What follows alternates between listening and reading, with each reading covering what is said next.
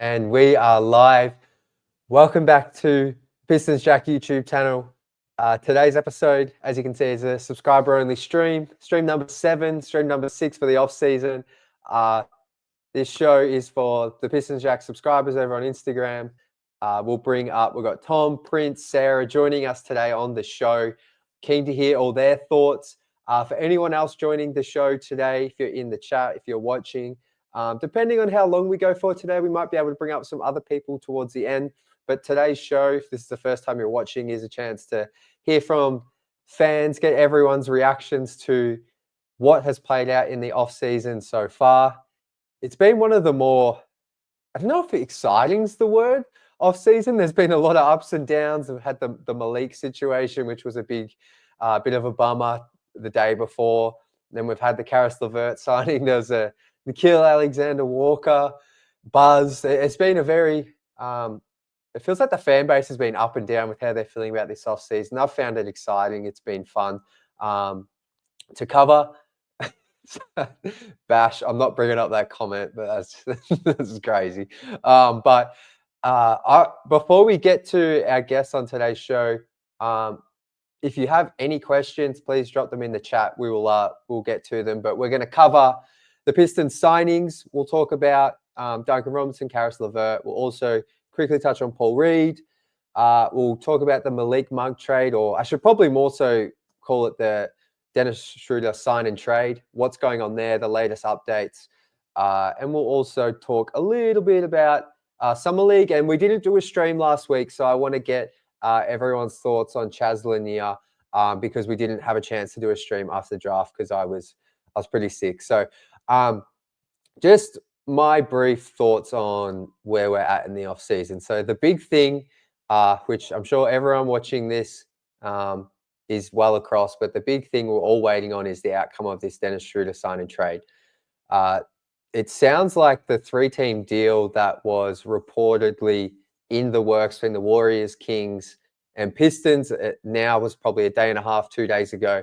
It sounds like the Warriors were the one holding that up, not wanting to part with Kuminga for what the Kings were essentially offering. So that seems to be what's kind of holding up that deal. Anthony Slater from The Athletic, who's extremely tapped in with the Warriors, reported that deal actually never really got close. Now, the Pistons, obviously, in all of this, are just the third team. And they were reportedly bringing back Malik Monk.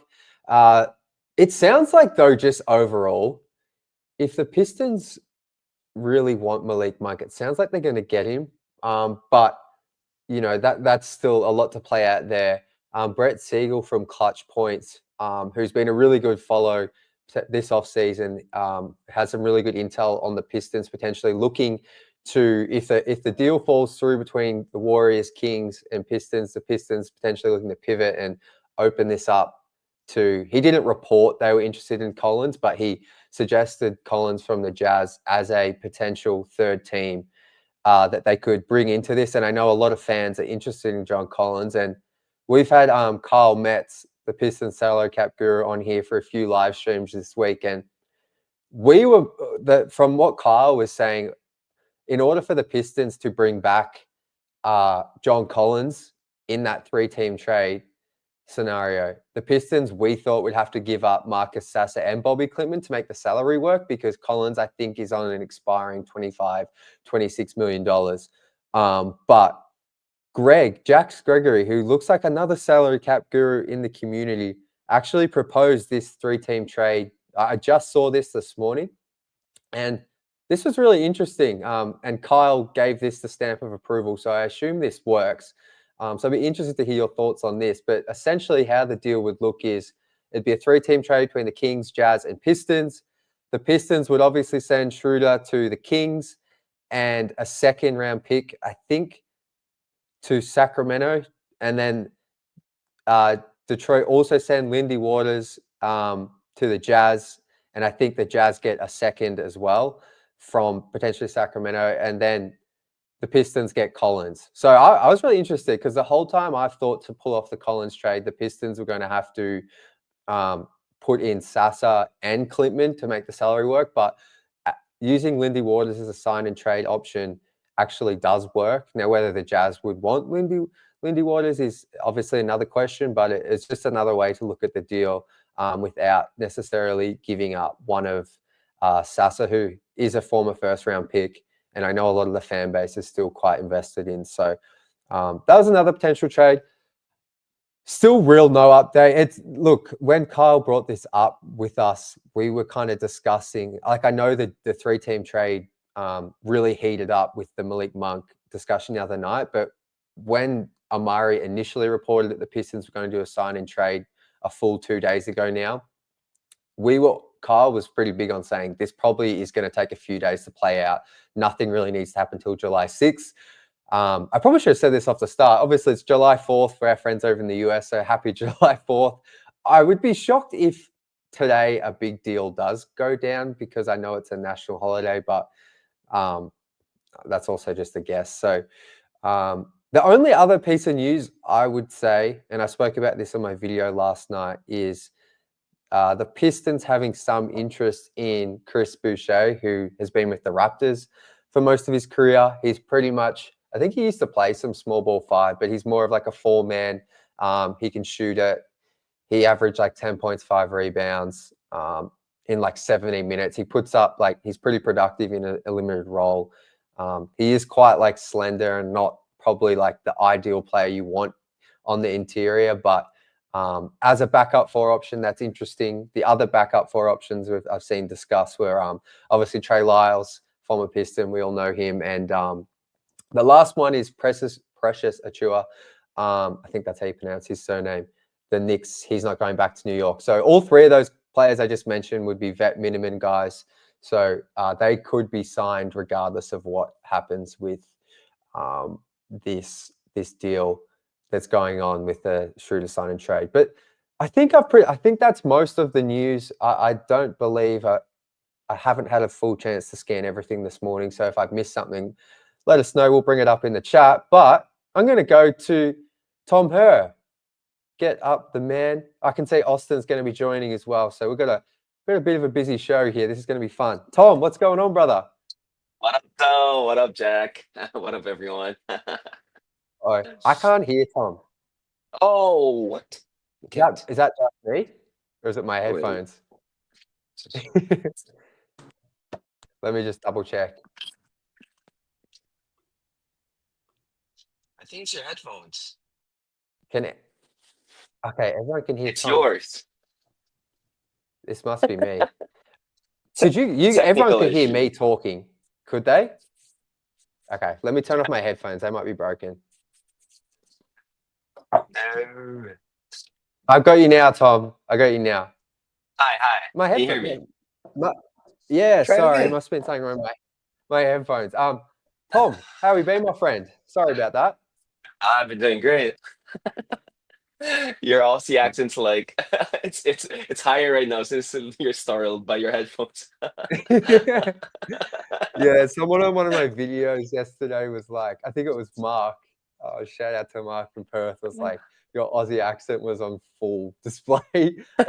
Like, he was saying that I say alls a lot instead of like. Anyway, I'm just gonna shut up. But anyway, let's talk about the off season. No one wants to hear me talking about my Aussie accent. So the first thing, Tom, how are you feeling overall? Obviously, along the bottom of the screen for everyone, you can see what movements kind of happened right now.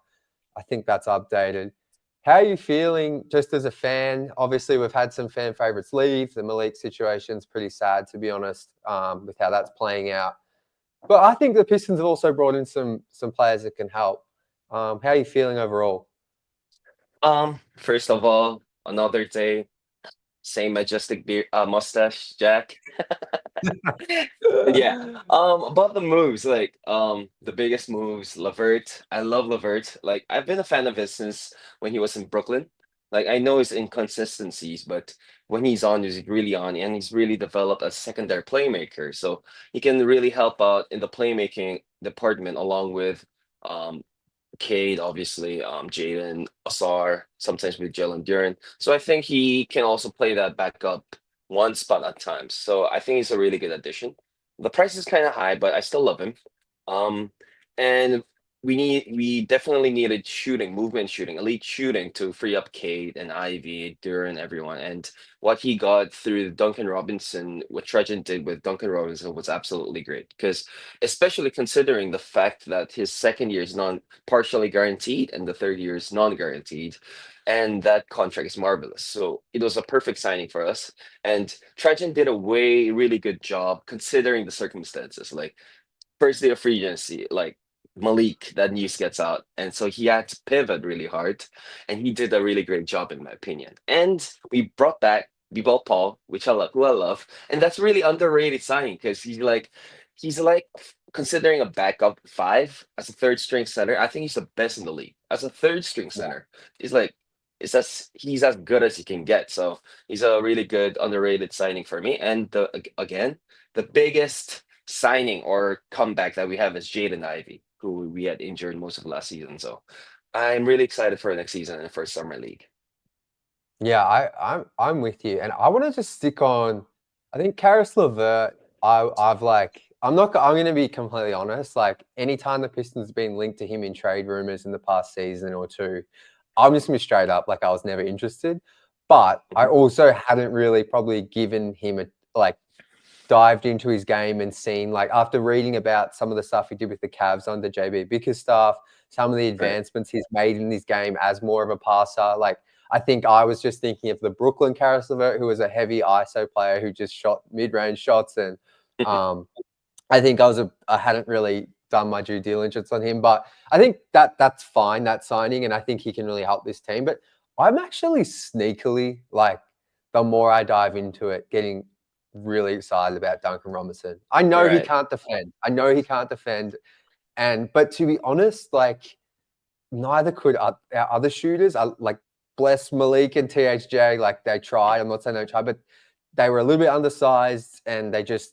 they struggled defensively. So I know Duncan doesn't help there, but like Tom, I know you're a sicko like me. I watched pretty much 20 minutes of that 30-minute video of all Duncan Robinson's threes. And I'm telling you, the way he moves around the court, he's not Steph Right. Curry, but he is much like more of a different type of movement shooter, I want to say, than Malik and THJ. Like Duncan is constantly moving, and I'm so excited to see him with Jalen Duran. The Yeah. chemistry those two can create. And honestly, he's 6'8". He just shoots Right. over people. Like he shot 39% on contested threes, catch and shoot threes. 39%. 45% on unguarded catch and shoot threes. These are crazy numbers. And it's like, I know Malik had a crazy season last year. Like, and I don't think Malik could replicate that. Like, he had a Steph Curry type season last year. Like, the stats back it up.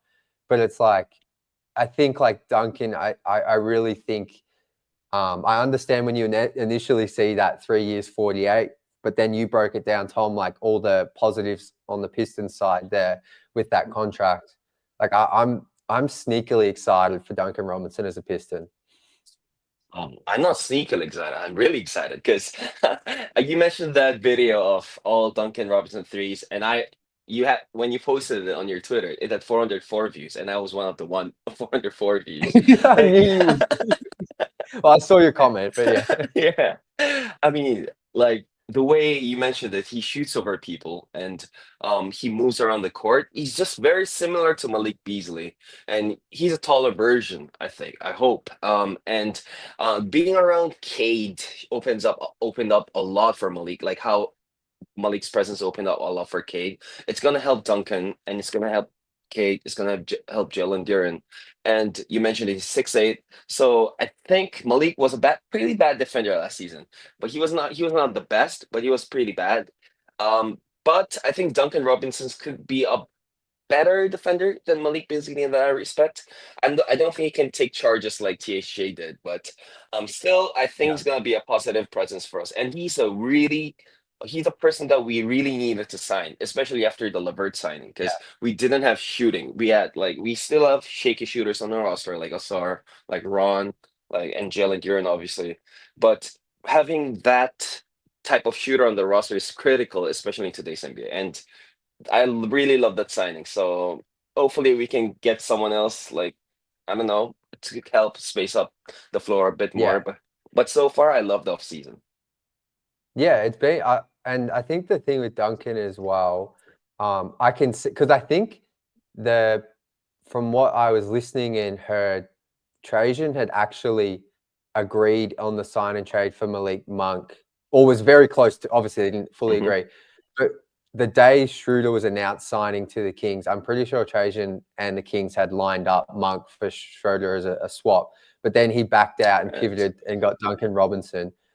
And I think that was the right thing, even though Monk is a much better, like, I think most people would say Monk's a much better, well-rounded scorer than Duncan. I think, like you said, once we lost Beasley, it was like, we need that, like, bona fide, like, shooter that, like, even if he gives up some stuff on the defensive end, like, you just know he's, like, pulling, like, he's going to create space. So I think they needed to do it. Maybe some will say they overpaid a little bit. But it's like, at the end of the day, like, I know it's 16 million fully guaranteed in the first year, but it's like, I mean, what's the difference between like 16 and 12? Like, it's still a very tradable contract. And like, this is why Stu always gets thrown into deals, is because he makes that 16 million, which is really useful for trades. None of us want to see Stu traded, most of us. But like, now you have that contract. And that's the other good thing about Karis LeVert. I know it's a 2-year deal, but these are tradable contracts. So you need those size of deals, because you can't just have only Stu on that and be like, he's the only piece considering his value. But Tom, maybe I'm speaking too much here. I'd love to hear your thoughts. Let's go back to the draft. How are you feeling about Chaz Lanier? Because once again, I know you're a sicko and I know you went and watched every one of his highlights. So I'm assuming you're across his game. Yeah. Yeah, I watched like how his history, like his first 2 years, he was like a bench player and all that stuff. But after watching all of his like analysis, scouting reports, highlights, I'm convinced he's the next coming of like Reggie Miller or something. But on the more serious note, he's really good. Like um considering that we drafted in the second round, his jump shot's really quick. He's like, he has size, he has frame, and he does have hops, so he can dunk, and he's a pretty okay defender. So I'm really okay with Chaz, and he seems to have very happy to be in Detroit. I think he could have a chance, if considering if we have injury, one or two injuries. He's probably gonna be in the G League a lot. But if he does get the opportunity, like how Sasser, when he gets the opportunity, performs, I think Chaz really has a chance to like shine. He's actually older than Jaden Ivey and Jalen Duran, and he's like 25, 24, 25, Yeah, I I think think. he's Right? Yeah. definitely 23, 24. Maybe, I think 24 sounds about right. I think he played 5 Yeah. years in college So I for really it. respect his game. Like, if you take a step away from him, the ball's gone. He has really quick release. Um, Yeah. yeah, and I love how he talks in interviews. Like, he's a very positive person, and he's already repping Detroit in social media. So I love it. No, I love the pick. his jump shot, like, he at Summer League, like, I feel like he's going to have at least a 30-point game. At Right. least. Some will say You can 40. never have too much shooting in today's NBA. So Yeah. Like, adding I more feel like, shooters. Mhm. sorry, I was cutting you off. I feel like he's No, it's okay. probably going to have a game where he goes like 1 of 9 from 3, but then I feel like he's going to have potentially a couple where he's like 5 of 9, maybe has one where he hits like 7. He can Right. shoot. And it's like, I think, yeah, at his age, Tom, as well, like, he could come in and, actually potentially play a role in like these regular season games if there's an injury or two. Like, at least he's like not some Right. raw 19-year-old. Like, so I feel like he can come in and contribute. Like, but I kind of feel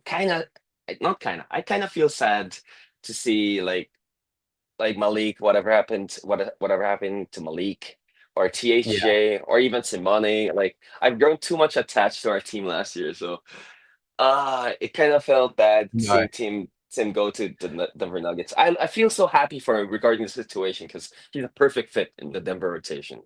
He's the kind of yeah, player that they needed. But I don't know, like the team last year, I know. Simone, THJ, Malik, the vibes are great. So I'm I'm with kind of you. I haven't sad at the really same had a time. chance to, like, this week's been so busy, like, trying to keep up with everything. I haven't had a chance, but I'm definitely going to put together some thank you posts for them once like the off season dies down a little bit and we know who's on the team. Because no, each of those, like THJ, I got lots of good memories from his season with Detroit. Obviously Malik, we don't know what's happening there, and then even some like Simone going back in that dreadful season, like he was like a shining light after the trade deadline. So yeah, but Tom, the last thing I'm gonna ask you, because we've got a few people lined up here. I wasn't expecting this many on the show today, but Antonio Green asked a question. Diehard Pistons fan hoping to get Malik Monk or John Collins. Which player of these two would you prefer? Shout out to you, Antonio, for the question as well. First of all, shout out to T2Man. Like, that's a Korean Pistons YouTuber. Oh, really? Shout out. Yeah. So I actually met him in person. Oh, so what does it say? I cannot read it. He was like, oh, it's Tom Her. So he's like, Hero. Is that what that shout says? out to him. Yeah. Can you read it in Korean? Tomha Nimida. So Tomha Nimida is like, it's him. So yeah, shout out to him. Tomha Dimida. Imida. Oh, you're gonna have to teach me Korean lesson. Yeah, for free. I can do that. Anyways, going back to your question, like, as a player, I've been a huge fan of Malik Monk. He's a really good, especially as a six man. He can do everything. He can score downhill. He can shoot threes. He can somewhat create. He's very similar to Karis LeVert in a way, but Malik's more of a shooter, and Karis is more like a distributor, I think. But considering his contract, I think he signed an extension for 4 years, 80 million. So I think that's one of the reasons the Kings wants to trade him, because they have a lot of guards and the contract is kind of long and it's large for a bench player. So that is one. And John Collins, I liked him in the Atlanta days, but when he got traded, like, his defense is suspect. But he's a very good lob threat. He became a very good 3-point shooter, especially from the corners. So if, as a player that we need right now, the player I like more is Malik Monk, but depending on the situation and the contract and the fit, I think I would prefer John Collins if we could land him, because correct me if I'm wrong, but John Collins is like on an expiring contract, right? Like the season, I believe, right? yeah, about 25, 26 million expiring. Yeah, it's a huge money, but it's just 1 year. So I think if we could land John Collins and have him as a super sub off the bench, along with Karis LeVert, along with our bench players like Duncan Robinson or everyone else, Stu, John Collins, that's gonna be a very strong 10 to 11 man rotation, like probably 10 man, but we're gonna have a very strong lineup if we do manage to snag up a backup four, because that's the one hole that we have right now. And if John Collins does arrive to the Pistons, I think he's gonna be the perfect fit. But I don't think we're gonna get him, but hopefully we do. Yeah. If we do get him, I'm probably gonna be on YouTube videos like saying "Welcome to the Pistons." You're gonna find me in the comments. I'll be there with you.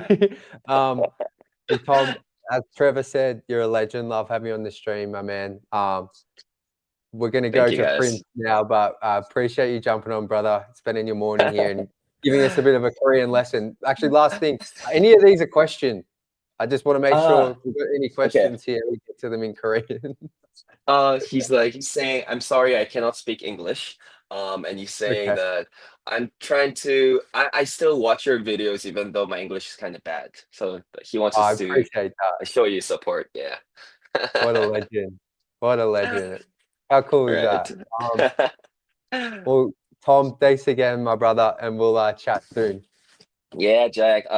Bye, everyone. Detroit, let's go. Detroit. Let's go. All right. Appreciate you, brother. Let's get up Prince here, and then we'll go Sarah. Sorry, I think that one went a bit long to people waiting, so not going to rush you at all, Prince, but I'll try and stick to the time. I'm good, brother. I'm happy. Can you hear me all right? Yeah, I got you. Keen to hear your takes. Yeah. Ooh, what a day. What a day. It's been a great day. It's been a great day so far. It's a great 4th of July.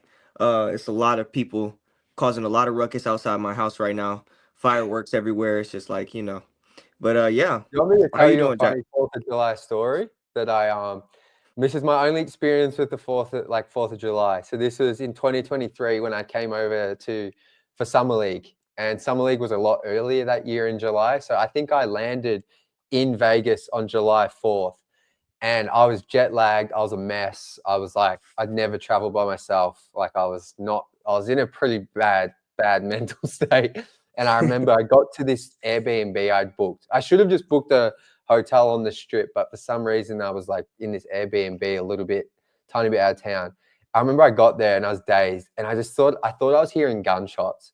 And like I was hearing gunshots and I'm freaking out, and I was calling my girlfriend being like, I can hear gunshots. So like and I already didn't like the vibe of where I was staying, but and so I ended up messaging their host, the Airbnb, being like, I can hear gunshots. I'm getting out of here. Can I have a refund? Anyway, get my Uber. I booked a new hotel. And then as we're like traveling there, I see it's July 4th and it's actually just fireworks. And the Airbnb host was like, there is no gunshots. I've never had this report. We're not giving you a refund. Anyway, that's the only thing I've had to do with July 4 in the US. So That's hilarious. So yeah. But Prince, like, how are we feeling? We spoke, I think it was on maybe day 2 of free agency a couple of days ago. I don't know if they'd signed Duncan Robinson then or not, but how are you feeling about the offseason overall so far? And I know you're a bit upset about the Malik situation and losing him, but how are you feeling now? Well, right now, the offseason is great, but for Malik, sometimes, well, I hope we can sign him back on thank you, Sarah. I hope we can sign him back on a minimum if he doesn't get found guilty. But if he does, well, we just gotta let things happen because that's how it works. He did that to himself. So I feel like within everything, hopefully we can sign him back to a minimum. That's at least what I want because I'm on his Snapchat and he's been posting a whole lot. And I was like, that's pretty crazy. But hey, he's still shooting. It was a video of him shooting, and I was like, well, hopefully we can sign him back on a minimum. But right now, I'm thinking about Malik Monk. I really, really hope that we can get him. I mean, Yeah. he's great, and to get him, that would be great. I'm not so sure about John Collins. I'm not so sure if he's gonna come or not. I don't think he's gonna come, but if he does, then he would definitely be great, especially behind Cade and them. So Can I ask you this, Prince? Because a lot of people, like on some of my videos I've done in the past couple of days talking about John Collins, I think you're going to differ to me, but a lot of people have said I'm insane for saying Tobias would still start over Collins. A lot of people are saying to me, no, John Collins is a better player. His stats are better. He's younger. And I know you're not the biggest Tobias fan, even though you like him. What is your thoughts? Because I think Tobias would start every day of the week, but that's just my opinion. That is extremely interesting. I've never really thought about that way, but I definitely think John Collins would start over Tobias. I just feel like yes. Maybe I feel like yeah. overall he's a better player from my eyes, but at the Yeah. same time, I feel like the first few, I feel like he would have to show himself in Detroit and how he works with the rotation before he becomes a starter in Detroit. But I think until then Tobias would be, but I feel like it would be interchangeable because Tobias on some days can be better than John Collins without a doubt in my mind, but I feel like John Collins over time will start over Tobias and I don't think this year he's going to have a great year. I know that's kind of crazy and he's still particularly not that old, but at the same time I feel like Tobias might Tobias. Yes. Yeah. I feel like Tobias won't be as good as he was last year. So, yeah. So I feel like definitely John Collins would start over him. Maybe to me, but first few weeks maybe not. Maybe not.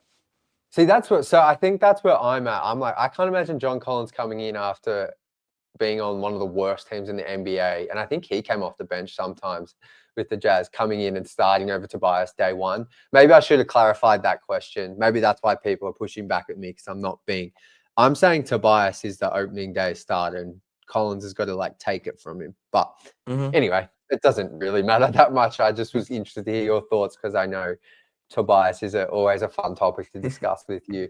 I know we just covered this question, but I'm interested to hear your thoughts on this. I think you actually answered it. Did you say you would prefer Monk over John Collins out of those two players? Yeah, I feel like I choose Monk over John Collins, but I still feel like John Collins would be a better role player than Monk. So we've got a question here from GreatBeard78. Can we still? I assume it means Obi Topping. Obi Toppin. Now I'm saying toppings. So with what's going on in Indiana, I don't know if we can get Obi Toppin at all, but obviously they've lost Miles Turner in a crazy deal to the Bucks. They could be looking to now like kind of the Pacers have never tanked. Ben Matherin's actually the highest pick they've ever gotten, pick 6 in their franchise. But maybe they could be looking to move off someone like an Obi Toppin. Personally, I think Obi Toppin, I would probably prefer him maybe over like John Collins, and definitely some of the other options at the 4 I covered at the top of the show in like Trey Lyles and those types of vet min guys. Would you be for that if they could get Obi Toppin? No, of course. Of course. See, I feel like Obi Toppin and Malik Monk are probably the best people that we can get out of this sign and trade. And I feel like John Collins is great too, but I feel like he'd definitely be third for me. But I feel like with Obi Toppin, it would be very hard to get him. But at the same time, I feel like at the same time, we have the assets to get him. Like, especially when it comes to all that money. How much money did we get from that sign and trade? So we can, I'm glad you brought that up, because I should have clarified that. We can trade, we're just sending out Dennis Schroder without adding other players in. We can take back someone on a salary of $22 million or less for next season. So Obi, I'm pretty sure, definitely fits into that. And the other player who fits into that that's really interesting is PJ Washington. Not sure if he's even remotely available, but that's another guy alongside Pop and I would love to somehow get. Yeah. So I feel like Obi Toppin would be great, but at the same time, I also think, how would he fit onto our team for me? Like, at the same time, because he's in the, see, personally, I didn't want any Pacers, but if it was me, I would definitely take Obi Toppin, because especially from his performance in the finals, I saw it and I liked it. And I was like, but number one, would he come to the Pistons? Don't think so. Don't think we would probably try to get him either. But it's definitely a thought. But at the same time, would he fit for our team? That's my question. I think I think he would probably replace Tobias. Like if you trade for Obi Toppin in that 3-team trade, I'm assuming the Pistons would have to give up. So one of the Pistons or Kings is going to have to give the Pacers something to move from Toppin, who was awesome for them. So I think you would be bringing him in, investing in him as you're probably one day you're starting 4. Unless like just as our things would look right now, like he would probably start behind Tobias, and then those two, you know, if Obi outperformed him, he would start, and then maybe long-term Obi's your starting 4. So I think that if the Pistons were to bring Toppin in, it would probably be with an eye for him to replace Tobias. Or maybe he would just start over Tobias from day one. I don't know, but I think that's how it would look. But I feel like Toppin might be a little bit tricky to get, because he was awesome for the Pacers. And I can't imagine being a Pacers fan, you lose Miles Turner, Halliburton out, and then your front office trades away another star. From like in terms of role players, he was awesome. Like I would be so upset as a fan. Like PR for the Pacers would not be good. But Prince, we've got another couple of minutes here before I go to Sarah. Do you have any thoughts on anything else in the offseason, really? We can talk about Summer League. I haven't touched on any of that. The draft, Chaz Lanier. I'm not sure if you have any thoughts on him. Anything on Big Ball Paul? Or I know we've obviously signed 2 Michigan guys, and you're a big Wolverines fan. So yeah. I feel like B-Ball Paul was not a good sign. And I know that's kind of crazy. But at the same time, his playoff performance was great. But B-Ball Paul, I didn't like it. I feel like we could have got a lot of... Uh-oh. That's B-Ball Paul. That's B-Ball. That's his energy being like, Prince. I feel like we could have got a lot of more people for that amount of money, especially stretch bigs, for the amount that we gave B-Ball Paul. And I feel like, B-Ball Paul is a great guy. And he probably wanted to stay for the Pistons, but... I don't know. I just don't think that B-Ball Paul is all that. I feel like we could have got somebody else.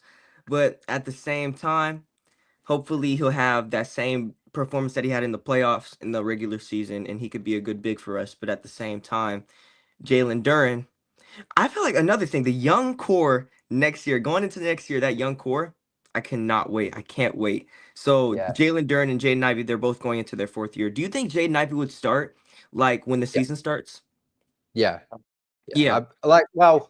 Unless so we actually don't know. I think when Trajan last spoke before the draft, I don't think Ivy was back to doing like full, like he's not back to 100% yet. So, but if he is like 100%, like I think he starts. The only reason I don't think he'd start is if that leg is still like, bothering him for some reason. But obviously we don't want that to be the case. So I think he starts, to answer your question. Yeah. So Cade, Ivy, Duran, Asar, Ron. The young core is going to go crazy. But at the same time, I feel like we can't just have a young core. Of course, OKC did it, but I feel like every time we're good, we always have a vet. So with that being said, I am supportive with Tobias staying on the team for next year. Hopefully he does better. Hopefully he does more. Hopefully he can actually shoot outside the perimeter.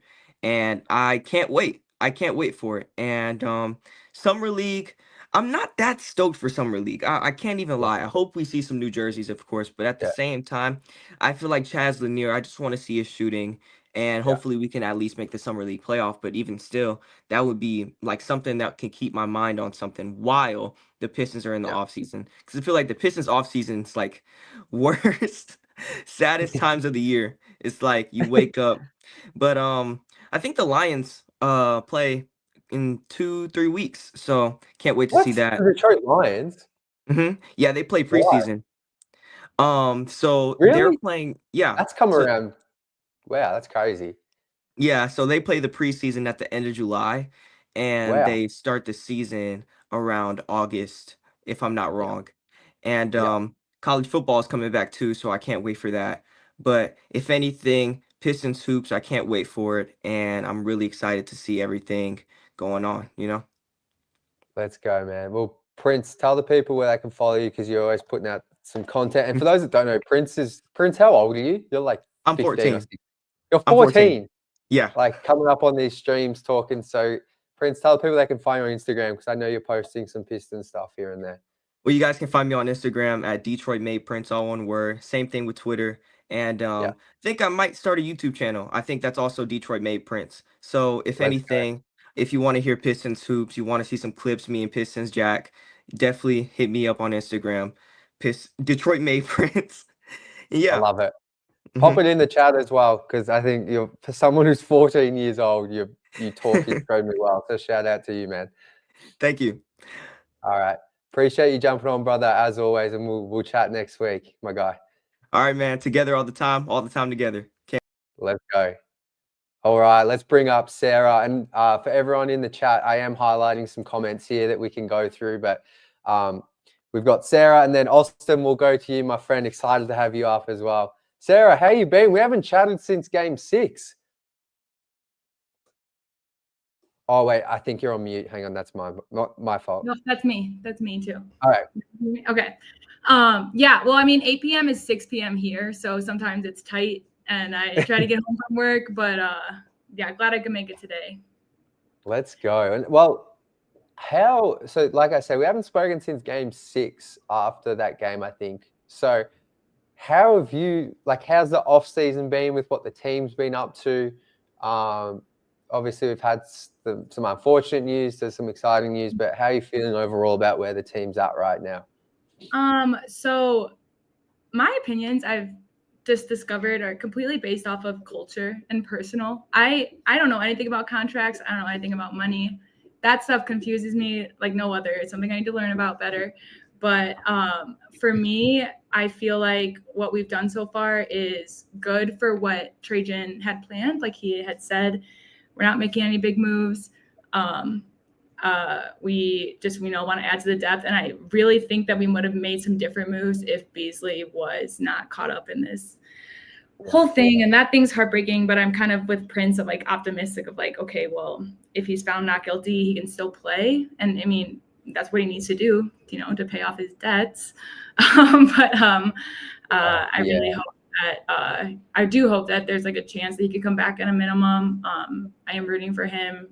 Again, like Prince also said, it's his fault, but we all make mistakes. So yeah, I haven't spoken about it much because I want to see what happens if he's actually, what happens with the actual investigation before I actually But I think the the other stuff is just kind of sad, even though like it's like, yes, he's made $60 million. He obviously hasn't spent it or whatever. It's not really my business, but it seems like he's had some financial issues. Like it is, I personally just feel a bit sorry for him, even if it is self-inflicted. So yeah, absolutely. And because he is just a great person. And I actually rewatched the Raptors Pistons games from November 25th. It was when Jaden Ivey had his game winner against them. And I rewatched it because I know that there's been a lot of divide about should Ivy stay, should Ivy go? And I've always been team Ivy stay, because I feel like maybe I don't know, if you presented me with his stats and said, should we go pick up this player? I'd be like, yeah, especially in 30 games, you know? But so I rewatched that today, and they were talking about how Greg Kelser and Blaha were talking about how Malik just brings no matter if he has a good game or bad game, it's his attitude that brings everyone up. And that's how I see Malik. And some of us aren't taught financial literacy, and that's okay. And, you know, he's going to hopefully learn from his mistakes, but I just hope that he's not I would feel really bad, because I think that he brings a lot of joy. I think he was, especially in the first, 30 games of the season, when like I feel like he was huge, his confidence, because I feel like after the season the young core had before, they had no confidence relative to the NBA. They lost 28 games in a row. They won 14 games. It was a disaster like that. I feel like they needed someone to come in who, win or lose, was going to bring a good vibe, positive energy, and hype them up. And I think that's why Malik on social media, this might sound crazy, but I feel like him having such a presence and posting about his teammates, hyping them up, commenting on their posts, bringing them out of their shells on social media. I genuinely think that confidence plays out on the court, and everything else that we don't even see. So that's why I think it is a shame to see what's happened, because I think he was huge in that first half of the season in particular, giving them the confidence to believe in themselves and go and win 8 or 9 games in a row. And obviously we know what happened in the playoffs. So he would have been one of the first, but even when he's on the bench, he's one of the first guys up clapping when a great play happens. He's less, I think, a good guy who's in a bad situation. So hopefully that it's not as bad as the media is portraying it. But like you said, we'll just wait and see what happens and then kind of go from there. Yeah, I know it's sad for sure, and the timing was of it all coming out. I feel like there's something there done on purpose, but I'm not saying it's from the Pistons. Regardless, it's just an unfortunate situation. But maybe since what's happened, then the Pistons have signed Karis, LeVert, Duncan, Robertson. They re-signed Beeble Paul. They're going to pull off a sign and trade here. I don't know if I said this off the top, but I'm 99% sure it's going to be a sign and trade with the Kings. That's happening. It just depends what comes back. That's what it seems like. Exactly. So how do you feel about with where we're at right now at this point in the off season, in addressing some of the holes and going forward? Yeah, personally, I'm more anxious about who we might lose this offseason. So who we gain, I'm okay with. I love LeVert. I think that he thrived in Cleveland. I think that the Hawks were a bad fit for him. And I think he's just one of those guys that needs a good fit. And I just think what better place in the Pistons, because we really, again, our culture really is kind of pulling in guys. I mean, our 2004 team didn't have 1 star. We had 5 stars, and 6, 7 stars, you could argue. And that's kind of how I feel our culture still is. I mean, we have Cade, but, we had a winning record, I think, this season with games that Cade missed also. So I think that Paul Reed, the signing from Paul Reed is amazing. I love him. I think that he just never gives up on the ball. I mean, the turnovers, the offensive rebounds, he never gives up on it. And I think just with a little bit of tweaking, he could really be a great defender. I love how you bring up him generating turnovers. He had a stretch when Stu must have been injured and he was playing backup minutes. He was getting 2 to 3 steals a game and a block or 2. And he would play 12 minutes. He full court pressure every possession. He really does. And it's just, again, I think he earned it. I think he earned his contract. And I like LeVert. Duncan Robinson, I wasn't thrilled about. I think only because I kind of reflected on it because I know I talked in the Pistons group chat a little bit about it, but I think it was because I was expecting maybe the next signing to be a 4, another shooter. And but I think I just narrowed it down to I hated the Heat. I can't stand the Heat. So I think that now I'm like, okay, like, but Duncan is not the Heat. Duncan is Duncan Robinson. I think that he could also thrive. And like you said, he moves like crazy. I mean, that was like something I loved watching about Rip Hamilton is like he just constantly moves, and that's going to be huge for spacing. No matter who he's with on the floor, I think he can come in for anyone, really. Yeah, no, I love the Rip Hamilton comparison. Like, I think like having someone, because I feel like even last season, like when we were healthy, the team was fully healthy and we had Malik or Tim out there or both of them, like sometimes the offense did still like in a half court, it was a grind. Like it would stagnate because I think Malik and Tim are more like catch and shoot guys. They do come off screens, but like I felt like, and they would do handoffs and that kind of thing, but I feel like Duncan literally thrives in moving and constantly moving.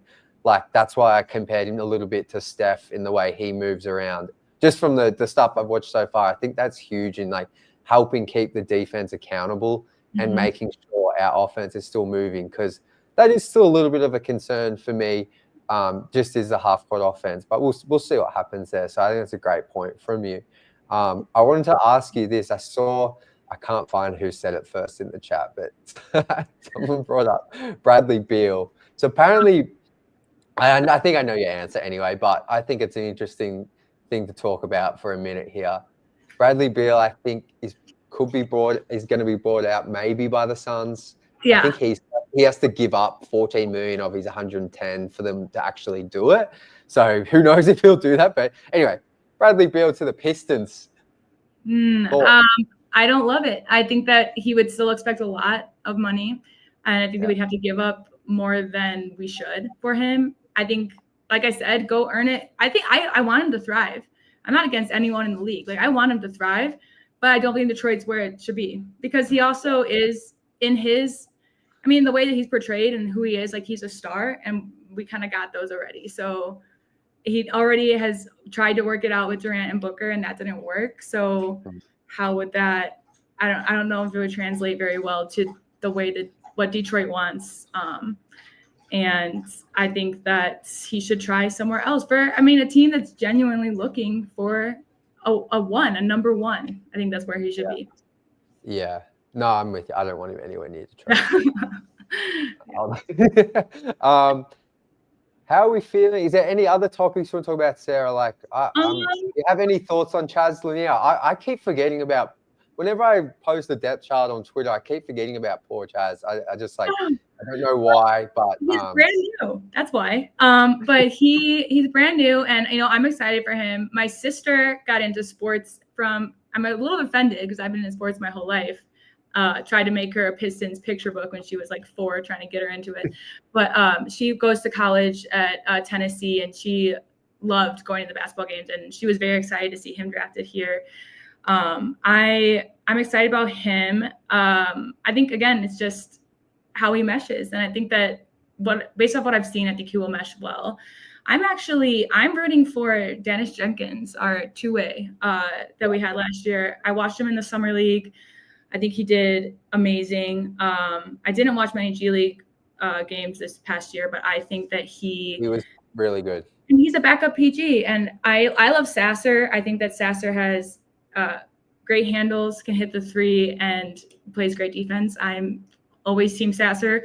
I think him and Dennis grew up together, actually. But Jenkins is another guy I would be excited to see move up. I don't think that we need to find more.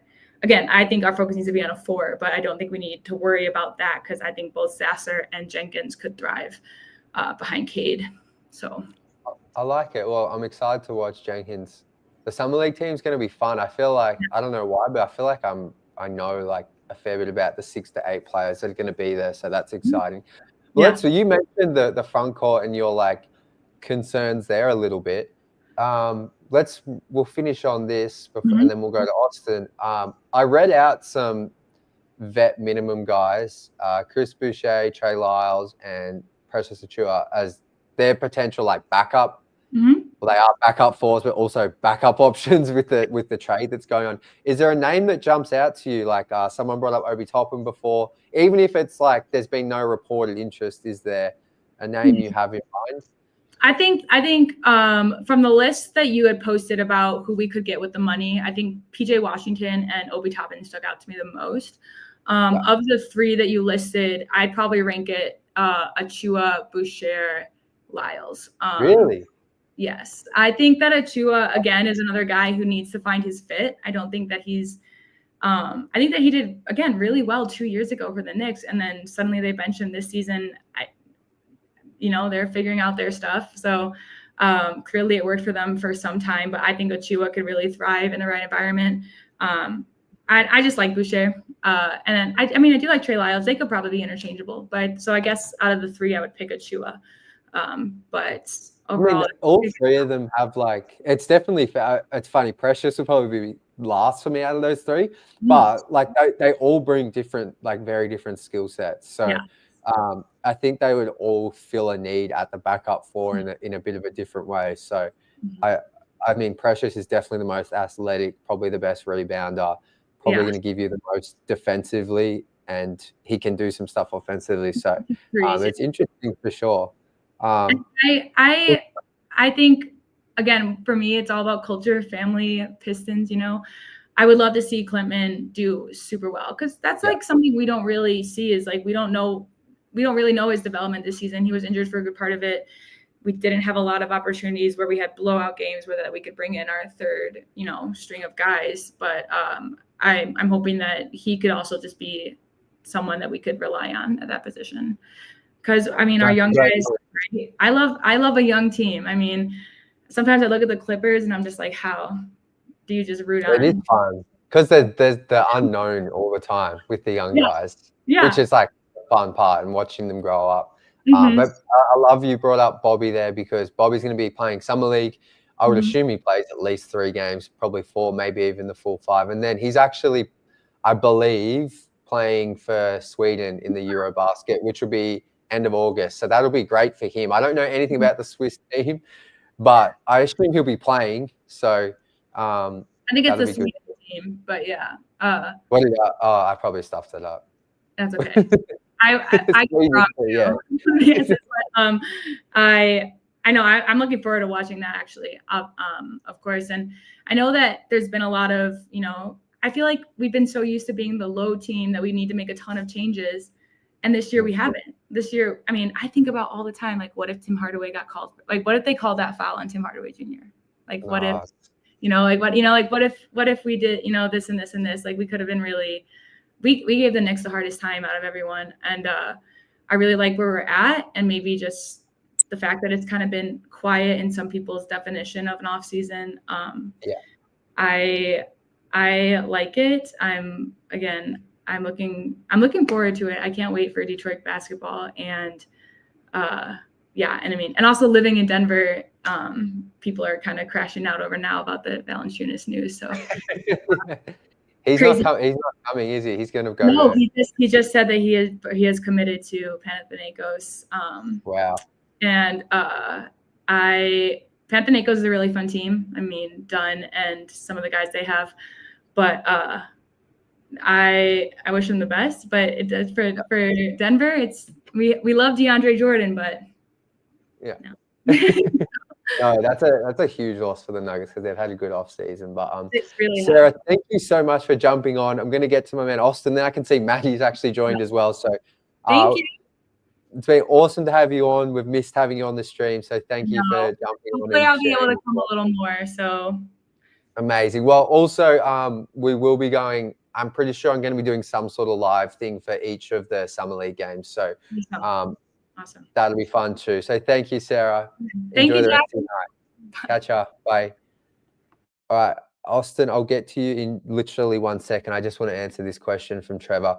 For future reference, where is the link to join, or do you have to subscribe someone to get it? So yeah, everyone joining today is a Pistons Jack subscriber on Instagram, which costs Australian dollars, I think, is $4.50 or $5 a month. We have a group chat. There's content over there, and you can come on this stream.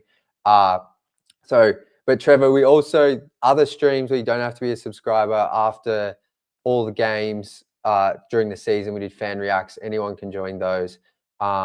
Sometimes on these streams, depending on how many people join, we might be able to fit some other people at the end. But I think today is going to be a full stream. So, but feel free to message me on Twitter or anything, Instagram, if you want some more info. But that's the case with that. Let's bring up Austin. Oh, sorry, Sarah. I don't know. Here we go. Another person I'm very excited to chat to. Last time I spoke to you was probably in person when I saw you at LCA. Probably. You're getting some lunch. It's been a while. It's been a while, man. Yeah, it's been a while, dude. Season keeps me busy, which is good. But man, if there's a Pistons Jack reacts to summer league games, I'm down bad for that. Like, goodness gracious. Yeah. No, man. It's been I don't know. It's been a good summer because it's like you can see the excitement with the team growing and like with how free agency just went. I know it brought a lot of people down just at first. Like a lot of people were like, I saw a lot of comparisons of Trajan to Troy Weaver and was like, man, come on, let's not go there.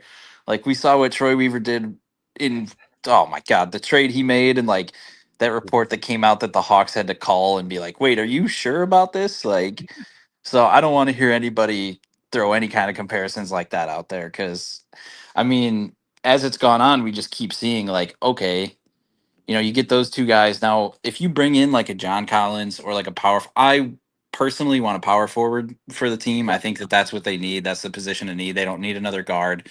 As much as Malik Monk would be cool, they just, that 1 through 3 is filled 3 slots deep for each position. So, yeah, like I get small ball and shooting, but I think they need a power forward, and I think John Collins fits that. But also wouldn't hate Trey Lyles either.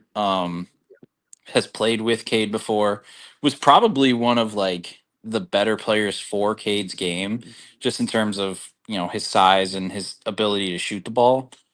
So I wouldn't hate that either. But no, I'm glad you brought up Trey Lyles because I agree with you. Like Cade's rookie season, like when they put Trey at the 5, like I remember clearly the Utah Jazz game.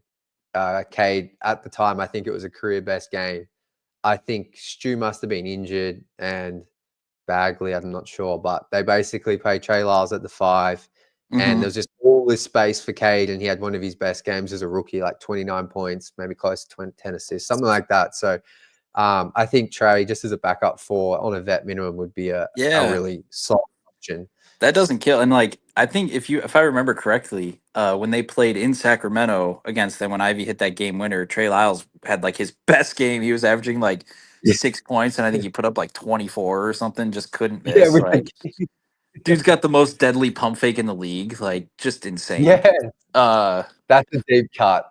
The Trey Lyles pump fake. The Trey Lyles pump fake is crazy. You're a diehard if you can think of that. You've been watching all the games. Yeah, dude, going back in time, like, oh, the Trey Lyles anyways, but no, man, like, I'm super excited. Like, I think a lot of people are also forgetting just the leaps that a lot of the young guys are going to take. That 1 to 2, or like even for Asar coming in with a full off season, being able to make adjustments to his game. Like, I think that not swinging and getting someone huge personally, and I think Sarah kind of touched on this, like I like a young team. Eventually you got to make that move, but like you look at a team like Indiana where their move was getting Pascal, but it kind of kept a lot of their core guys around. And I think that that's kind of what the Pistons need to do. I think the time of trading for a superstar and giving away all your prospects and giving away all your picks, like I think all of that, like I think that time is coming to an end now in the NBA. I think we've seen it not work too many times now where teams are like, why would I give up 4 first-round picks for a player that's going to come here and maybe help me, like It there's simply just feels it's a great point. It simply feels like it's far too much of a risk with the way the cap's set up now to invest. Because normally when you go to trade for that superstar, you've already probably got a max guy on your roster. And then you're pretty much going to trade everything out for one player that could have an injury, or if the fit between your two stars isn't ideal, or you might not be able to surround them. You literally just end up in this situation where your optionality is like gone. And like you said, there is this fine line of like, I think we all know that the Pistons do need to make some sort of move. But from memory, did the Pacers even give up much for Pascal? Like, I know I they gave don't up think some so. picks, but I think because he was on an expiring, they were able to get him and like, I don't know. I don't think they Was gave Bruce up Brown involved with that trade? I think potentially. I want to say I'm gonna- Bruce Brown was in that trade. Because I think a lot of fans will use the Siakam one as a move that the Pacers went all in for, like, and be like, no, we need to do this now. But I think from memory, the Pacers just capitalized on Siakam's contract situation with the Raptors. See, and that's a whole other part of it is like if you're trading for a player like that on an expiring, giving up. I mean, a lot of times teams don't give up a lot, but like you have to make sure that the player that you're trading for, if you're giving up picks, is going to stay with you long term. Like, if you bring in somebody for 2 years and you give up high draft picks and they leave after 2 years and you got nothing, like, I don't know. Well, this was the trade. So I don't know why the YouTube comments are so big now, but something's updated. But anyway, the Pacers got Siakam for Bruce Brown, Jordan Nwora, and 3 firsts. Like, wow. That, in my opinion, with the young talent the Pistons have, no one there equates to a Jaden Ivey, a Ron, or an Asar. Like, Bruce Brown was a really solid role player who just won a championship. But, like, I mean, they've really just done some salary there to make the salary work and 3 firsts. Like, it's not like that is technically an all-in move, maybe, but it's not like they've traded out half their young core and picks. The way that I say it's an all-in move is that he fit them perfectly. Like he fit that team as to what they actually needed. And I know we both kind of share the sentiment that like we hate the Pacers, like, but I'm not gonna lie, like them getting to the finals and playing how they played, like I respected them a little bit more. It was hard to be like, man, this team, they do all this talking and they don't do anything. It's like, oh, well, they made the finals and they took the Thunder to 7 games. And I think if Halliburton doesn't get hurt, I think they win game 7. Like I really do. And I don't know. Like you look at like people like to use the Thunder as a example for how you should build a team, but I just think they're the outlier because they had so many, like they were able to trade Russ, they were able to trade Paul George, Steven Adams, like they had players that people wanted and were willing to give up large, like a lot, big packages for. So the fact that, I don't think the Pistons are in a spot to do anything like that yet. Like, I don't think many teams even are in a spot to trade 2 MVP caliber players for huge deals. So, I don't know. I don't mind the offseason so far. I didn't absolutely love the 2 picks, and it's not that I don't love the players. I don't know. I just didn't like the fits, but I think I'll come around to that eventually. As in Karis, LeVert, and Duncan. Yeah. I think part of me had like a little bit higher hopes, but like at the same time, like, okay, well, what were we really expecting them to do? And the Malik Beasley situation kind of screwed them there, to come out the day before free agency, and they end up, having to pivot and go to Duncan Robinson is not a bad second option for a 3-point shooter. It's just if they make the playoffs, I think he gets played out of some games just because of his defense. That's just, but also him and Karis, I think this is the other thing, very tradable contracts. That's the thing that I think Trajan has done a really good job of is he's paying a lot, but also the way that he's lining up the contracts, you could trade 3 or 4 players and, get a couple pieces back. I don't know, but I just know that I'm excited for next season and excited to see how Cade plays and excited for Jaden Ivey to come back. I think, a lot of people are overlooking just how well he progressed until he got hurt. I mean, dude was shooting. I don't remember exactly what his 3-point percentage was when he 21%. left. But yeah, I mean, come on, like, and he was taking volume threes. Like, he wasn't just shooting one or two a game. Like, he was pulling. And so, like, I think him with Robinson and LeVert being able to create kind of with that second unit, it's going to be. I'm excited. We haven't really gotten the chance to kind of talk about what next year looks like. So, No, it's it's going to really be good. exciting. Well, I promise you, we're going to have all of August, September on these streams to get excited Yeah. for next season. Yeah. But I'm with, like, just to round out the signings, like I actually kind of like the Robinson one based off the circumstances that were dealt with the Beasley Mhm. and Yeah. Karis LeVert. I kind of already shared my thoughts, but that's one that I've had to warm to. And I can kind of see the vision, but so I can see why fans are a bit underwhelmed. Some of it I do think as well is we'll see what happens with this sign and trade, but sometimes Yeah. it can just be the sequencing of how things are announced. Like Karis Yeah. LeVert, well, it went B-Ball Paul first, then Karis. So I Yeah. can see why fans are like, what's going on? But then like a Yeah. week later, when we find out what we got with Dennis Schroder sign and trade, and like once everything's there, I think you can people will feel a bit better for those that aren't feeling great. So Yeah. look, any other thoughts, Austin, before I go to Maddie? No, man. It's just it's good to be back. Really looking forward to next season. I think that kind of primed. The East was open there for a minute. I think I really like what the Magic have done. I think they've made some good moves. Somebody else just made some Hawks. good trade. Yeah, the Hawks are looking good.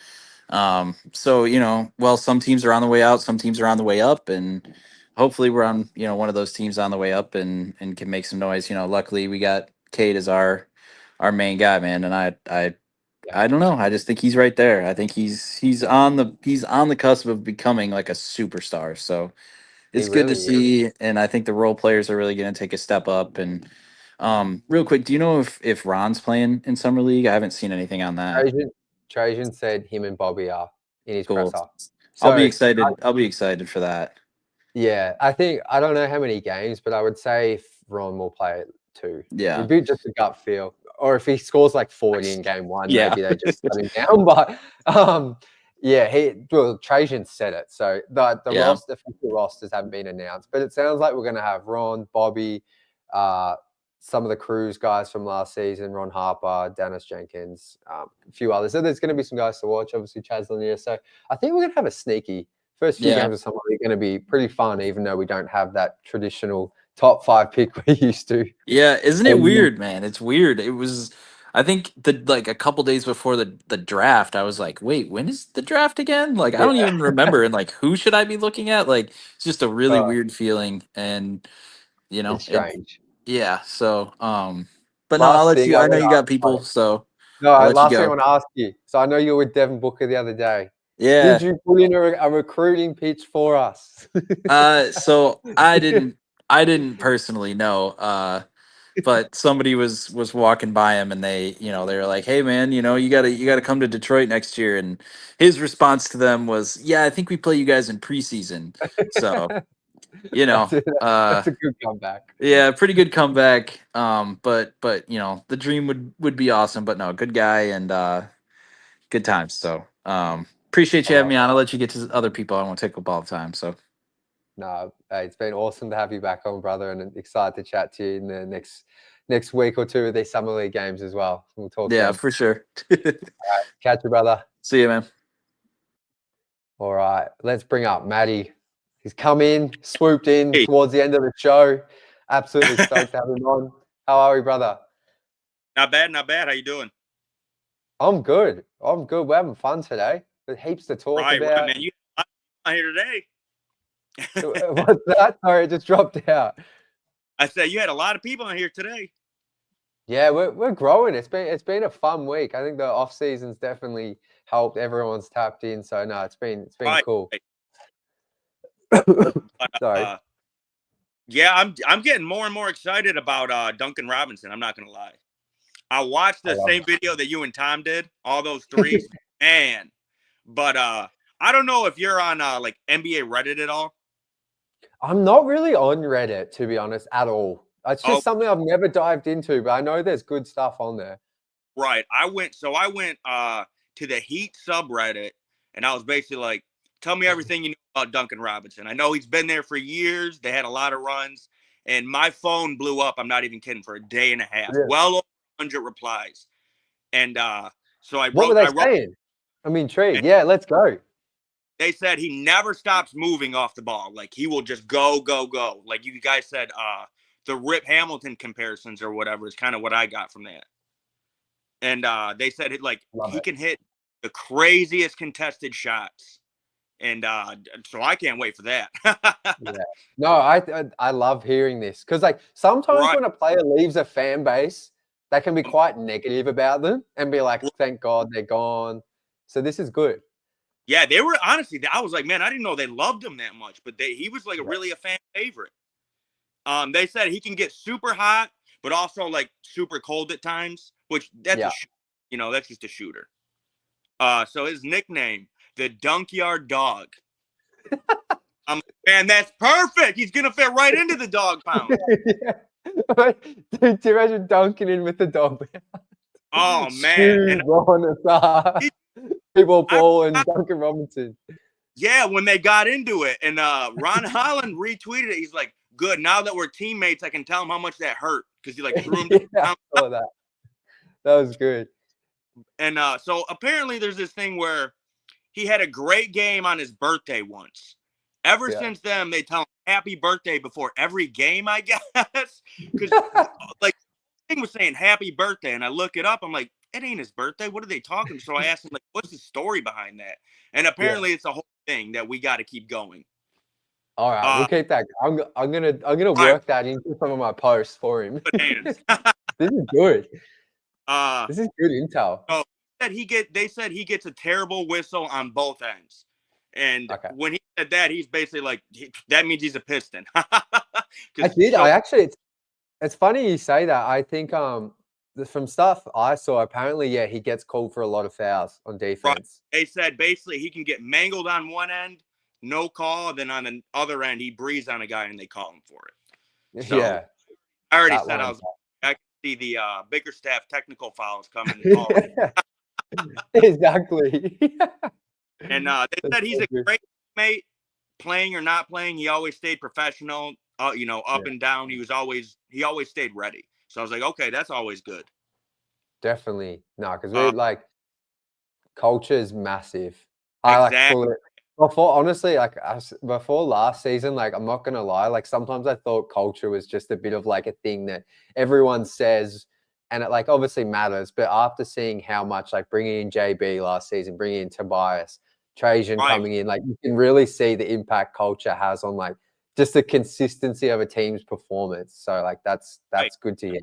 Yeah, Fontecchio's like goodbye post or whatever. And he said that straight out. He said thank you to the coaching staff for changing the culture and all that. So that speaks volumes. I didn't read that properly. I just read the first bit. That's awesome to hear. Yeah. He like thanked the teammates, the coaching staff, and all that. So that was happening before. Like, I know you've seen the Troy Weaver, man.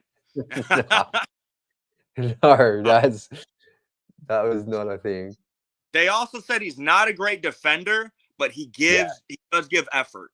And that was Malik, honestly. Not a great defender, but he tried. Yeah. But he's got size.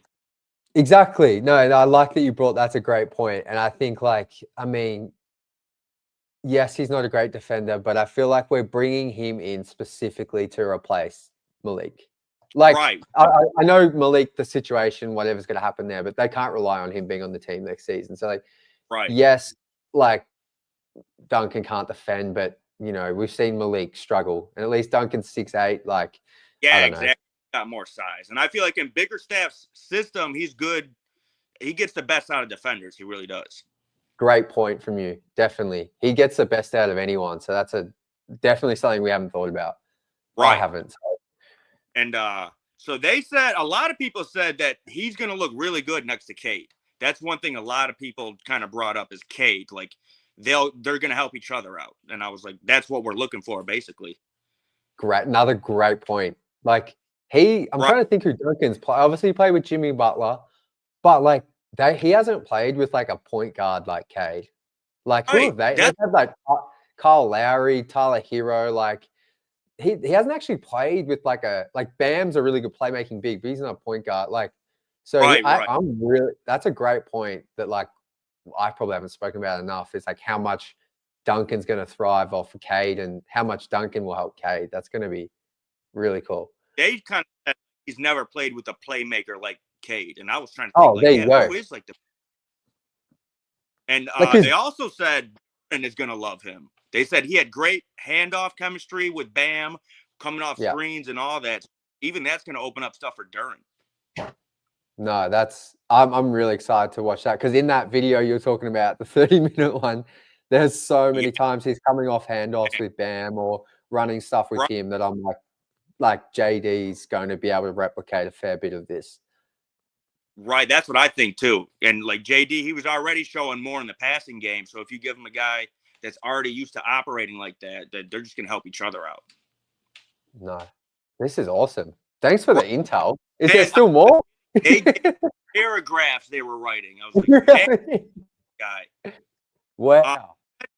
He's got a decent passing game. He's worked on it. And they really said he kind of works on something every offseason. Like he's always trying to do something to fill in his in-between game. So I'd also seen some stuff. I think I'm on Twitter, Nikias Duncan. I'm not sure if you follow him, but he's really good, like X's and O's. And he's like, I think he's actually a Heat fan. And I saw him talking about Duncan improving. Like he's like, just like, he's not a guy that's going to create off the dribble, but just being able to like take 2 or 3 dribbles, hit a floater. Like I spoke about, like his 3-point shooting off the dribble, he shot like 40%, which is pretty ridiculous. And then the playmaking as well, you brought that up. Like I've read some stuff about that too. So as much as we love Malik and Tim, like I feel like Duncan probably is a bit of a better playmaker and a guy who can find an open man on a drive better than them. You know, because Malik, as far as playmaking, he wasn't the greatest or whatever. I think Duncan will have a little edge on that. Yeah. This is great. You're getting me too hyped over here. Right. I'm not even because I reshared it to the Pistons Reddit, and I was like, I basically, asked how good he was, and everyone was like, wow, this is like brought my excitement to a 10 because they were like gushing over this guy. So I'm like, maybe this is for the better. You never know. I agree. No, I'm like I said, like the Duncan signing after actually going and just digging in a little bit, looking at his game, just watching highlights. I'm like, wow, this is a player we haven't had on the roster with this young core. I feel pretty safe in saying that. Like, yes, we've had Malik and Tim who are great shooters in their own right, but they're a little bit shorter and they kind of get to their shot in a different way. And I think Duncan brings a bit of a unique skill set we haven't had. So really excited to see how he works. Right. Yeah, I think he's going to be a good fit, honestly. And they said he stays healthy, so you're going to get at least 70 games from him, so. Oh, another great thing. I wasn't sure. I didn't really look at his games played, so that's awesome. Right. That's good.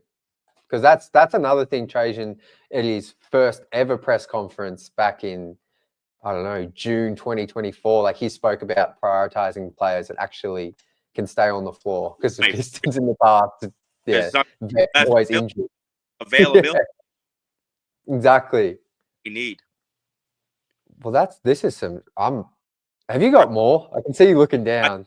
All I got or whatever. I could probably go through there. I'm not even kidding. And just get notes for days because they man, they answered. That's for sure. That's awesome. Now, maybe I need to get on Reddit. Some people have said like Pistons Reddit's awesome. I've just like never. I've just never really used Reddit for some reason. I just haven't. So like, maybe I need to dive in there because that's some good intel.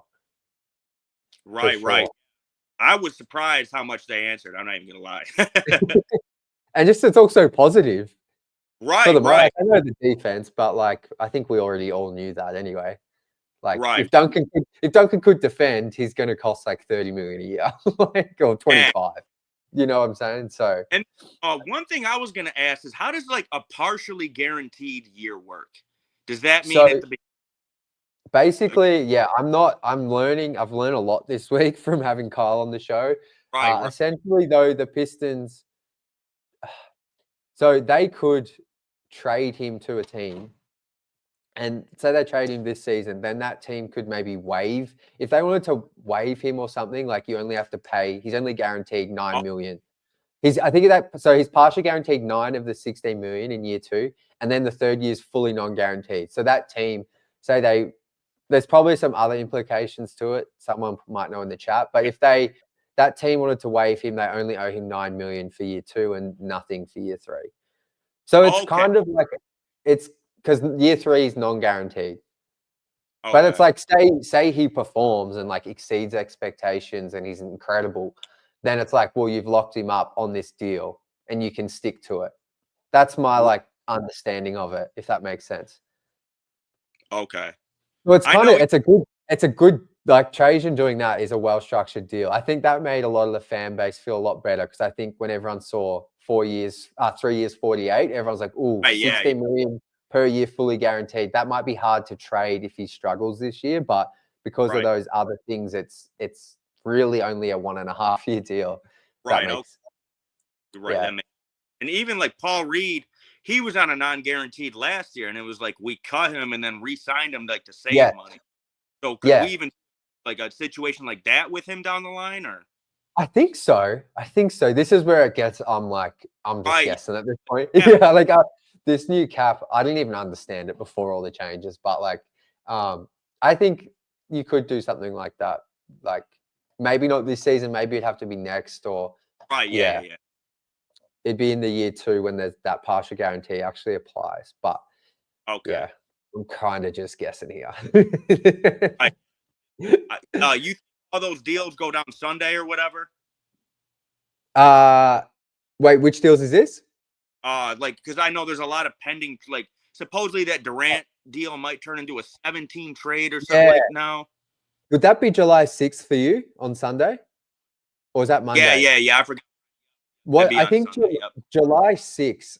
So when we've had Kyle on during the week, he keeps talking about July 6th is some certain day where a lot of these sign and trades. I think that's when the sign and trades can become official and actually be processed. Like, so I think that's some sort of milestone for teams to get deals done.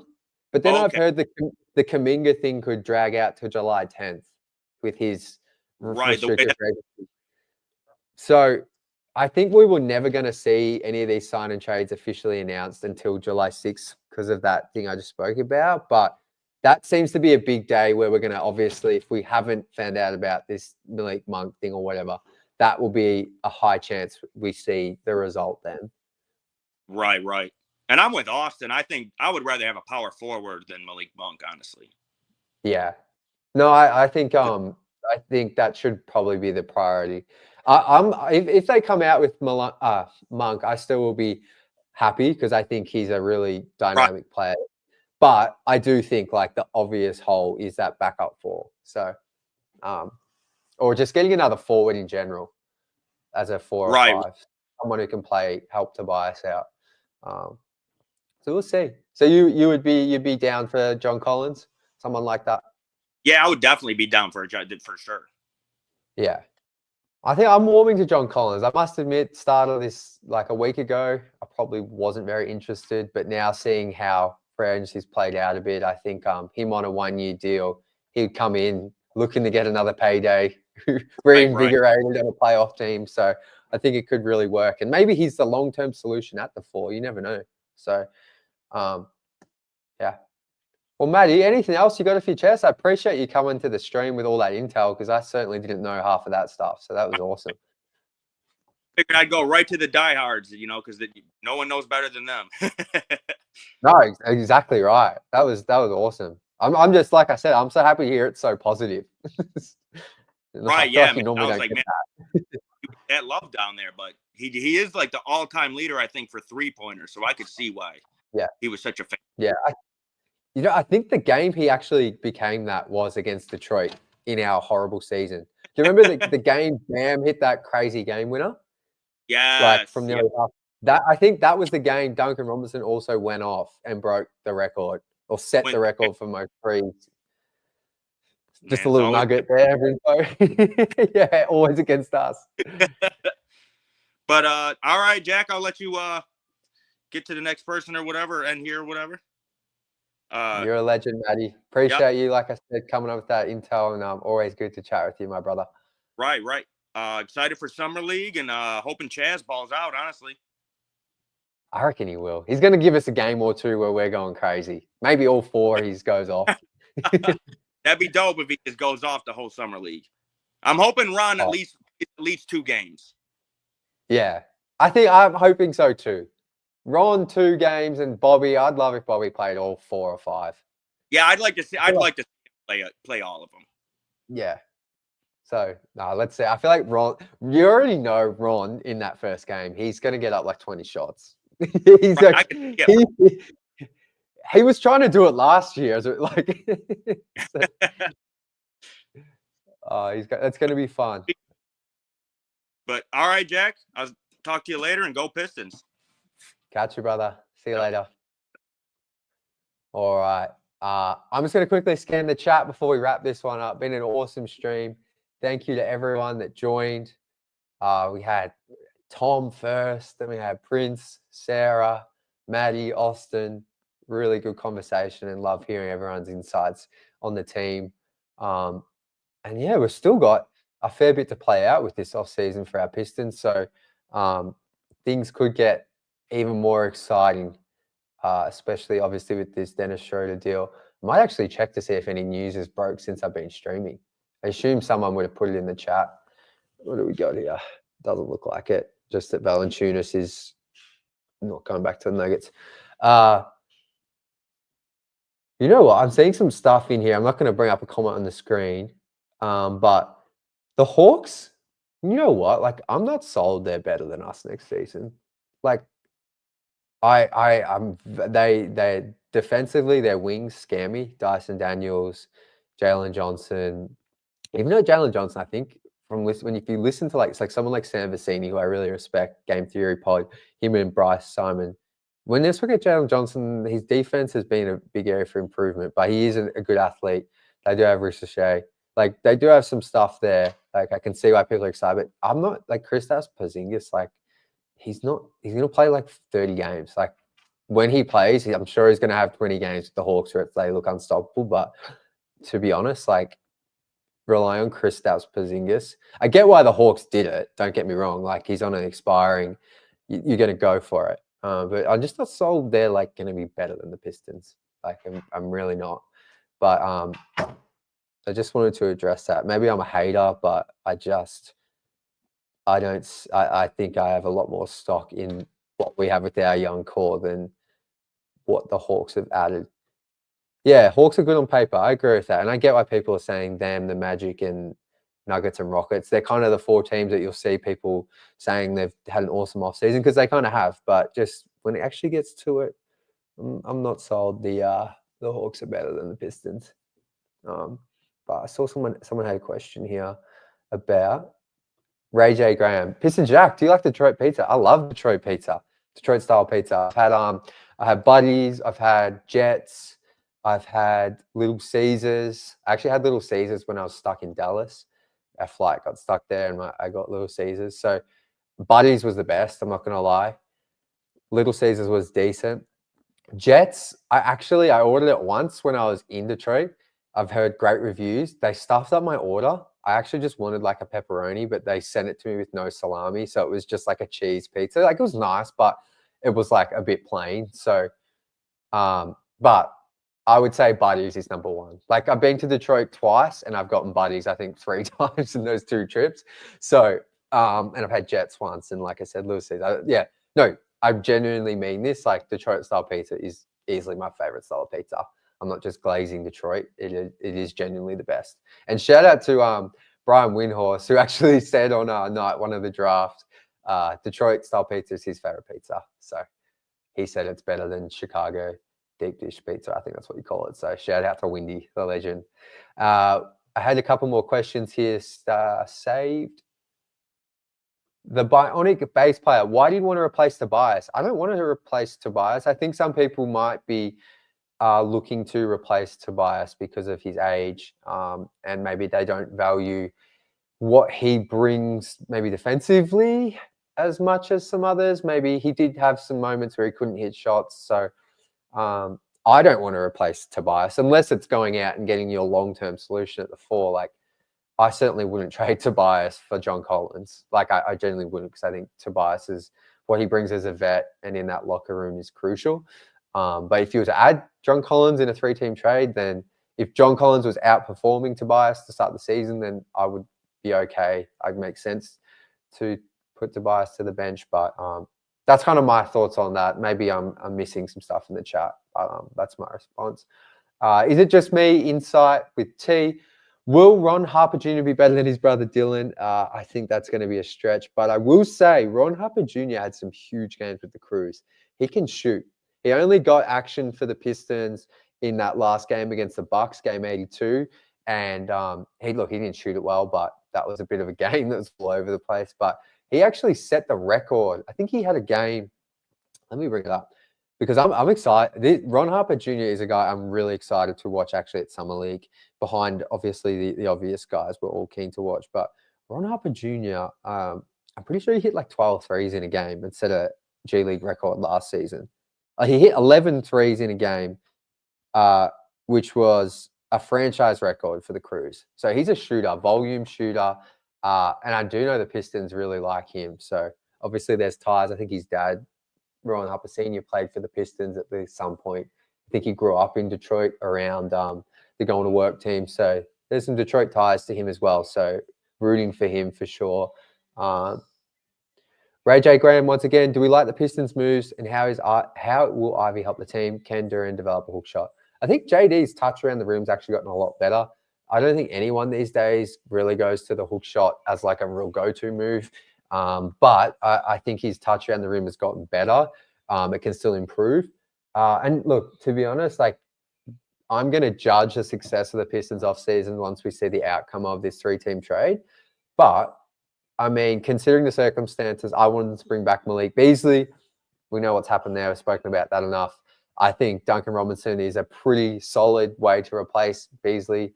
Like I've said a million times, I don't think Bees was going to be able to replace what he did last year. That was truly like potentially an outlier season. Maybe he could, but I think the moves are solid. I think Karis LeVert, whilst he doesn't bring the shooting Tim Hardaway Jr. brought, he brings more off the dribble.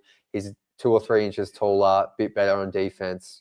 And I think he can, I don't know if I mentioned it, but create his shot a bit better.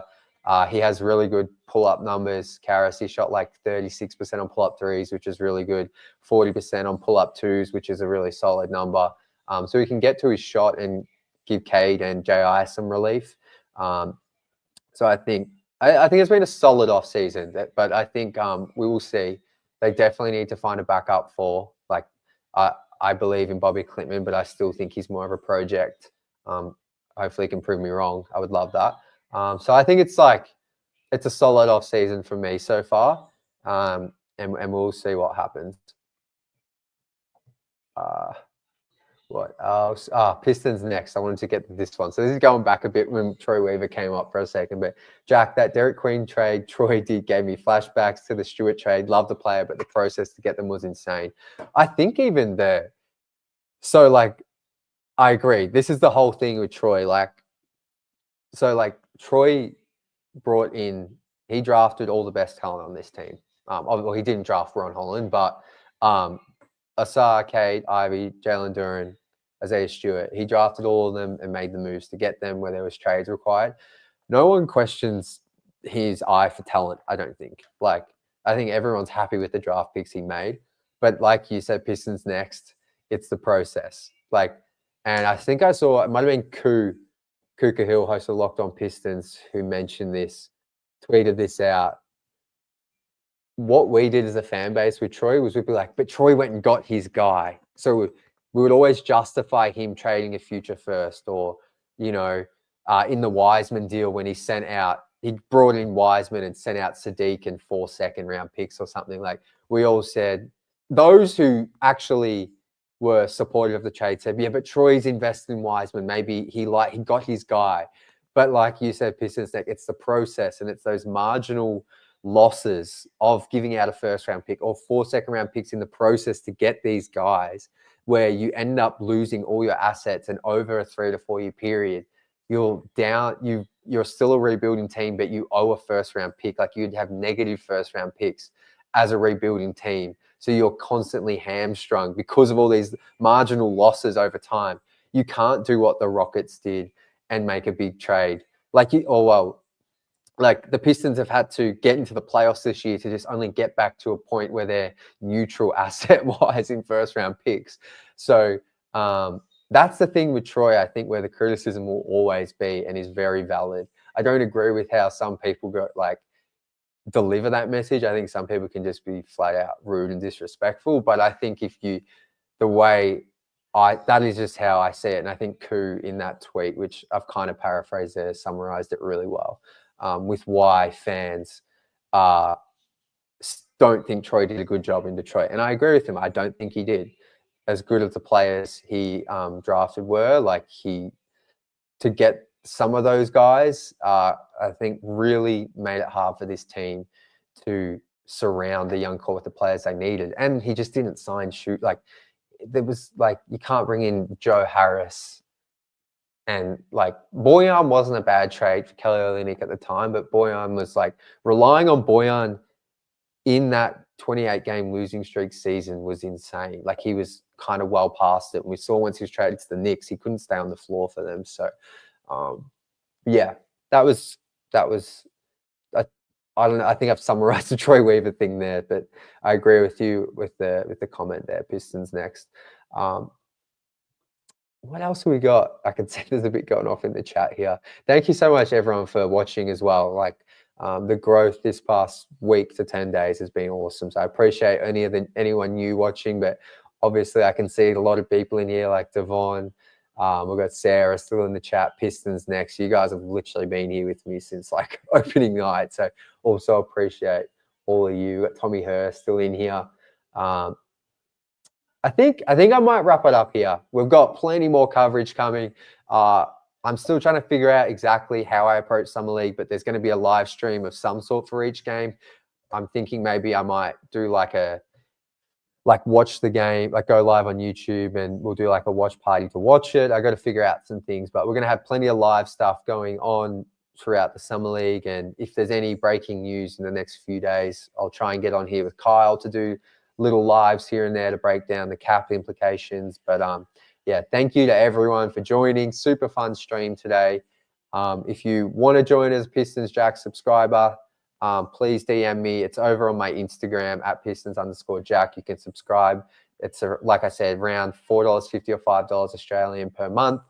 But you can come on these streams. We do these every Friday Eastern in the US. So plenty of fun stuff. We've got a really cool community over there. So thank you everyone for watching. Really appreciate all the support, the love. And I'm really excited about the direction of this team. But until whenever I stream next, as always,